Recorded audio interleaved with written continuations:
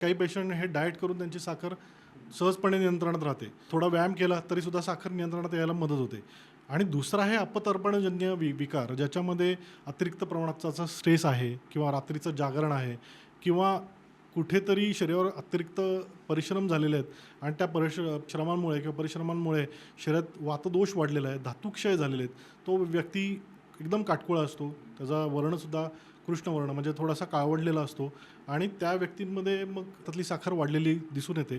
तर त्या ठिकाणी थोडंसं त्यांना आपण पोषक तत्व असलेल्या घटकांचा विचार करणं गरजेचं असतं. त्या ठिकाणी त्यांना थोडंसं स्नेहभाव देणं गरजेचं असतं, ज्याच्यामध्ये काही औषधी तुपांचा देखील आम्ही विचार करतो. त्याचबरोबर काही अशी औषधी घटकांचा विचार करतो, की ज्याच्यामुळे त्यांना धातूंना पोषण मिळेल.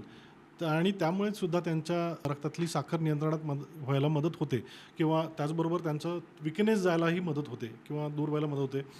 तर या ठिकाणी काय होतं, की हा नक्की व्याधी कोणत्या कारणास्तव निर्माण झालेला आहे, कोणत्या दोषांशी निगडीत आहे, हे आपल्याला नाडी परीक्षेद्वारे ओळखता येतं.